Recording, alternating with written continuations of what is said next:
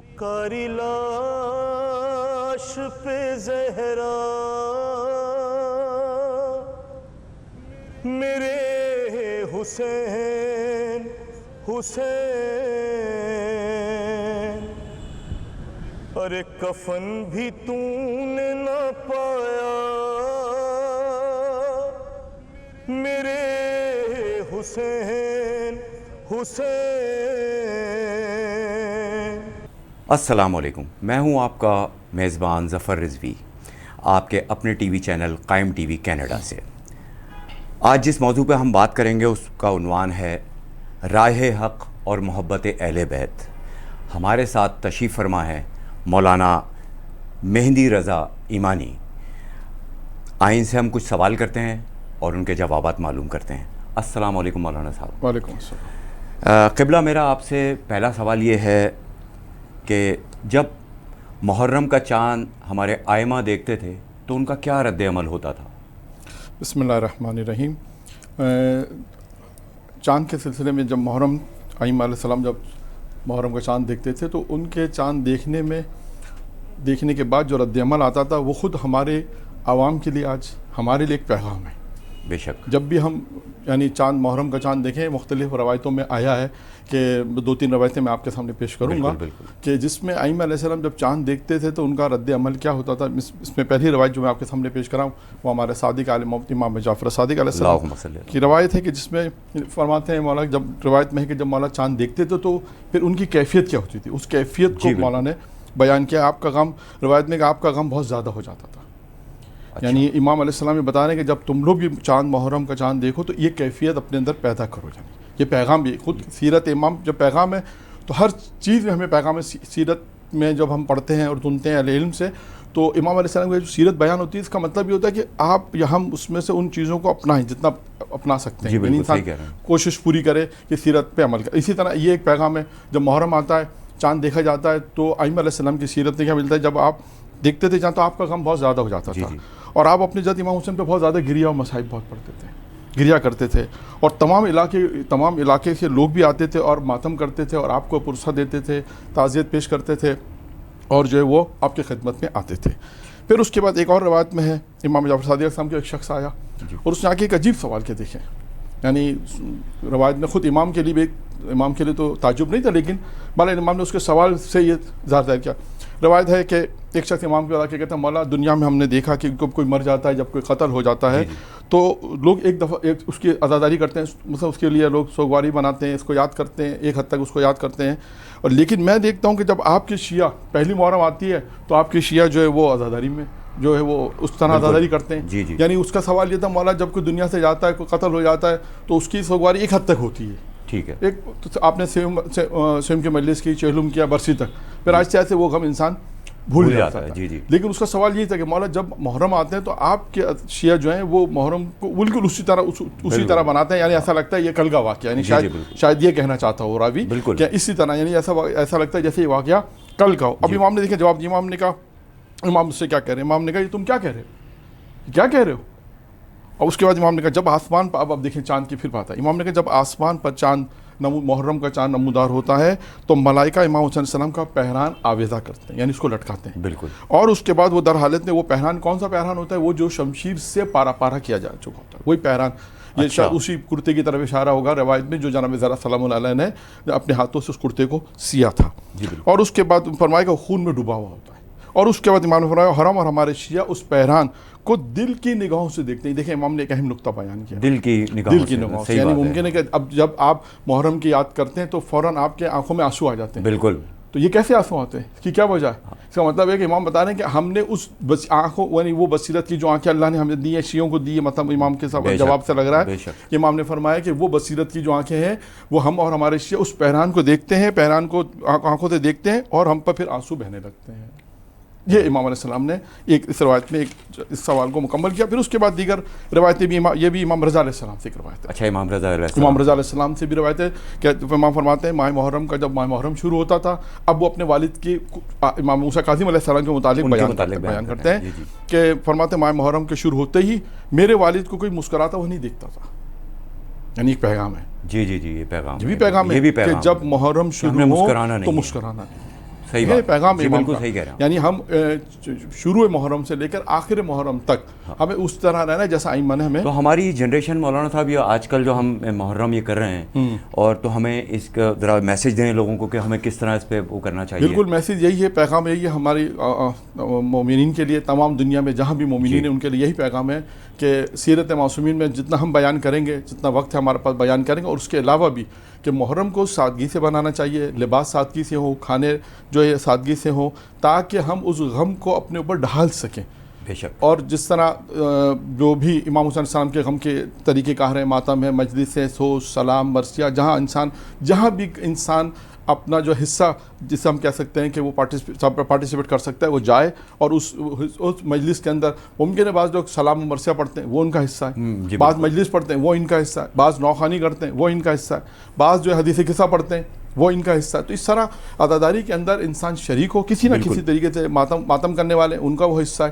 تو بہرحال ہر طرح سے انسان عزاداری میں شریک ہو، سادگی کے ساتھ شریک ہو، اور جتنا زیادہ سادہ رکھے. کیونکہ ائمہ علیہ السلام کی سیرت میں یہ ہے کہ دیکھیں، امام فرمایا، یہ روایت میں مکمل کرتا ہوں، امام نے فرمایا کہ میرے والد کبھی ان کو مسکراتے ہوئے نہیں دیکھا اس کے بعد عاشور کے دن تک، اور آپ کے چہرے پہ ہمیشہ غم ہمیشہ پریشان ہو. یعنی مولا کہہ رہے ہیں کہ میرے والد ہمیشہ غم کی حالت میں پریشانی کا غلبہ ان پہ رہتا تھا، غم کا غلبہ، یعنی پریشانی وہ تاری رکھتے تھے. ہاں تاری ہوتی تھی. اور عاشور کا دن آپ بہت مصیبت اور رونے کا دن ہوتا تھا آپ کے لیے، یعنی ہر امام کے لیے. لیکن انہوں نے اپنے والد کا قصہ بیان کیا، ہم نے اپنے والد کو اس طرح عاشور کا دن بناتے دیکھا ہے. اور اس کا فرماتے تھے آج کا وہ دن ہے جس میں حسین شہید ہو. تو اب ہمیں بھی اپنے نوجوانوں کو یہ پیغام دینا ہے کہ ہمارے نوجوان بالکل اسی طرح عاشورہ بنائیں، اسی طرح محرم بنائیں جیسے کہ ائمہ نے بیان کیا، سادگی کے ساتھ بنائیں. تمام اپنی زندگی میں جتنے سادگی کے ساتھ آپ بنائیں گے اتنا زیادہ آپ کو لیے بہتر ہوگا. آپ نے صحیح فرمایا کہ ہمیں اپنا حصہ ڈالنا ہے اس میں، جیسے کہ ایک حصہ میرا اور آپ کا بھی ہے کہ ہم یہ پیغام پہنچا رہے ہیں، یہ بھی عزاداری کے حصے میں. کوئی ایک شخص روایت بیان کر رہا ہے، کسی نے سوال کیا، اس نے روایت بیان کی اور کسی نے اس کو ریکارڈ کیا، وہ ریکارڈ کر کے جب وہ پہنچ رہا ہے مومنین تک، تو یہ بھی ایک عزاداری کا ایک حصے میں ہے کہ جو ہے وہ مومنین تک جو ہے فضائل معصومین علیہ السلام جو پہنچائے جائیں. ہم تو قائم ٹی وی کے بڑے مشکور ہیں کہ وہ انہوں نے یہ پلیٹ فارم دیا اور ہم یہ سب اپنے مومنین کے لیے جو آپ یہ ساری علمی باتیں کر رہے ہیں، یہ بہت. اب یہاں پر ایک اور روایت ہے، وہ بھی امام رضا علیہ السلام سے. یہ روایت بہت مشہور روایت ہے، اب جو میں پڑھ رہا ہوں یہ بہت مجلسوں میں بہت زیادہ پڑھی جاتی ہے، لیکن میں اتنا ہی حصہ پڑھوں گا جتنا ہم سے مربوط ہے، روایت سے ہمارے موضوع سے مربوط ہے، جو سوال آپ نے کیا اس سے مربوط ہے. کہ پہلی محرم کو ریحان ابن شبیب امام رضا علیہ السلام کی خدمت میں حاضر ہوا تو آپ نے فرمایا شبیب عرب کے رہنے والے. دیکھیں اب یہاں پر امام علیہ السلام عرب کے ان لوگوں نے جو کربلا میں واقع پیش آیا ان کے متعلق ایک ساتھ فرما رہے ہیں. کیا فرما رہے ہیں؟ امام فرما رہے ہیں عرب کے رہنے والوں، عرب کے جو رہتے زمانہ جاہلیت میں اس ماہ میں جنگ حرام سمجھتے تھے. یعنی عرب کے جو جاہل لوگ تھے، جاہل دور جاہلیت وہ بھی حرام سمجھتے تھے، وہ بھی اس مہینے میں امام فرما رہے ہیں کہ وہ جو ہے وہ جنگ کو حرام سمجھتے تھے، یعنی احترام کرتے تھے، محرم سفر کا جو احترام کرتے تھے. لیکن امت نے اس ماہ میں کیا کہ ہماری حرمت کو پامال کر دیا. یعنی رسول کی حرمت امت نے کیا کہ رسول کی حرمت کو پامال کر دیا، رسول خدا کی حرمت کی رعایت نہیں کی. اس کے بعد پھر امام فرماتے ہیں، پھر امام نے فرمایا کہ ہمارے اہل بیت کو خون بہانے کو انہوں نے حلال سمجھا اور ہماری توہین کی. دو چیزیں اس میں امام نے زیادہ بجاتی اور بھی چیزیں بیان کی. کہا کہ انہوں نے کیا سمجھا؟ انہوں نے سمجھا کہ یہ چیز حلال ہے، معاذ اللہ توہین کرنا، انہوں نے اس چیز کو حلال سمجھا. امام نے کہا کہ انہوں نے کیا کیا کہ یعنی خون بہانے کو، رسول خدا کی اولاد اور نواز رسول کو خون بہانے کو انہوں نے جو حلال سمجھا اور ہماری توہین کی. ہمارے بچوں کو، عورتوں کو اسیر کیا، ہمارے خیموں میں آگ لگائی اور ہمارا مال لوٹا. یہ امام علیہ السلام نے واقع کربلا کے اشام غریبہ اور واقع کربلا کے جو واقعات ہیں ان کی طرف اشارہ کیا اور ان کو بتایا کہ ان ظالموں نے کیا کیا ہے. پھر اس کے بعد امام نے راوی سے کہا کہ روز شہادت امام حسین نے ہماری آنکھوں کی پلکوں کو زخمی اور آنسوؤں کو جاری کر دیتی ہے. جب ہم امام حسین علیہ السلام کی شہادت سنتے ہیں تو ہماری آنکھیں جو ہیں وہ آنکھوں گویا ایک طرح سے خود بخود نم ہو جاتی ہیں، آنسو نکلتے ہیں. یہ کیا ہے؟ اس آنکھوں کی پلکوں کو زخمی کیا اور آنسوؤں کو جاری کر دیا اور ہمارے دل کو مجروح کیا. امام فرماتا ہے ہمارے دل کو مجروح کیا، یعنی ہمارا دل زخمی ہے جب بھی ہم واقع کربلا کے حالات سنتے ہیں. اور آپ نے یہ بھی یہاں پہ بھی بیان کرتا چلوں کہ آپ نے یہ بھی سنا ہوگا کہ اکثر چوتھے امام کے حالات میں یا خود آٹھویں امام کے حالات میں بھی ہے کہ جب کوئی شاعر فضائل بیان کرتا تو امام اس شاعر سے کہتے تھے کہ میں نے سنا ہے کہ تم بہت اچھے شعر پڑھتے ہو تو ذرا میرے جد کے متعلق شعر پڑھو. جب وہ شعر پڑھتا تھا اس میں گریا ہوتا تھا تو امام علیہ السلام گریا کرتے تھے. بے شک بالکل ایسے. اور ہمارے اعضاء کی زمین کربلا میں جو ہے وہ زمین کربلا پہ جو عورتیں ہمارے یعنی بتا رہے ہیں کہ ہمارے جو عزا ہے وہ زمین کربلا پہ جو ہے وہ کربلا پہ ہوئی، اور اس کے بعد روز قیامت تک سختی اور مصائب میں ہمارے جو یہ تمام چیزیں جو ہم نے بیان کی یہ قیامت تک کے لیے ہمارے لیے مصائب جو ہیں یہ. اور آخر میں امام نے بس فرمایا رونے والوں کو چاہیے کہ حسین علیہ السلام پر روئیں، کیونکہ حسین علیہ السلام پر اشک بہانے سے انسان کے گناہ کبیرہ اس گناہ کبیرہ معاف کیے جاتے ہیں. ایک سوال اور ہے مولانا صاحب، میں پوچھنا چاہوں گا کہ کیا ہر امام کی محبت اور اس کا اجر و ثواب کیا الگ الگ ہے، یا اس کے لیے ہم نے بہت ساری جگہ پہ سنا بھی ہے کہ جیسے میں مولا علی سے محبت رکھتا ہوں ایک ذاتی، تو اس کا ایک مجھے الگ اجر ہے، اور میں آخری امام مہدی سے میں ایک محبت رکھتا ہوں اپنی، تو اس کا ثواب الگ ہے. تو یہ اس کے ذرا متعلق ذرا کچھ بیان کریں مولانا صاحب. ہاں، یہ روایت جو آپ نے سوال کیا اس کے متعلق ایک روایت آئی ہے بالکل، اور اس روایت میں ہر امام کے متعلق الگ الگ محبت کا اجر و ثواب بیان. اچھا. ہاں کیونکہ اب تک تو آپ نے کیونکہ ایک روایت انشاءاللہ آئی کی بعد میں بھی بالکل کہ اہل بیت علیہ السلام کی محبت کہاں کام آتی ہے، وہ ایک الگ موضوع ہے کہ اور وہ انشاءاللہ بیان ہوگا. بالکل. آپ کے سوال میں یہ ہے کہ کیا ایسا ہے، ممکن ہے کہ ہر امام کی الگ الگ محبت ہے، یا اگر انسان 12 امام کی محبت رکھتا ہے تو کیا اس کا الگ الگ اجر و ثواب ہے؟ بالکل اجر ثواب ہے. اب وہ کیا ہے دیکھیں، روایت میں ہے، کتاب کا نام ہے مناقب اہل بیت میں اس روایت کو بیان کیا، جو کتاب اردو میں بھی ہے، فارسی میں اس کا ترجمہ، فارسی میں جو اصل کتاب ہے وہ ہے قطرہ کے نام سے. اس میں یہ روایت موجود ہے کہ جس میں معصوم نے فرمایا کہ اب الگ الگ کیفیت. اچھا کیفیت کیا ہے؟ روز محشر کی ٹوٹل. اچھا روز محشر یعنی ہر شخص جب روز محشر میں جائے گا تو وہ کیا چاہے گا؟ یعنی ایک مثال کے طور پہ وہ اچھی چیز چاہے گا، جو بالکل ڈیفینیٹلی وہ ڈیفینیٹلی اچھی چیز چاہے گا. مثال کے طور پہ اب جو چیزیں بیان کی گئی ہیں، اب پہلی چیز کیا ہے؟ کہا کہ اگر جو شخص یہ چاہتا ہے روز محشر میں اگر وہ اللہ سے ملاقات کرے گا تو اس وقت اللہ اس سے روح گردانی نہ کرے، یعنی اللہ اس سے منہ نہ پھیرے، تو کیا کرنا چاہیے اسے دنیا میں؟ ہاں میں یہ سوال کہ اگر کوئی میں آپ سے کہوں کہ روایت میں ہے کہ روز قیامت میں جب کوئی وارد ہوگا روز محشر میں کھدا سے ملاقات کرے گا تو اس کے پاس یہ عمل ہونے چاہیے. اب وہ عمل بیان ہے، وہ کون سا عمل ہے کہ خدا روح گردانی، جب انسان جو ہے خدا روح گردانی نہ کرے، کہا علی کی محبت ہونی چاہیے.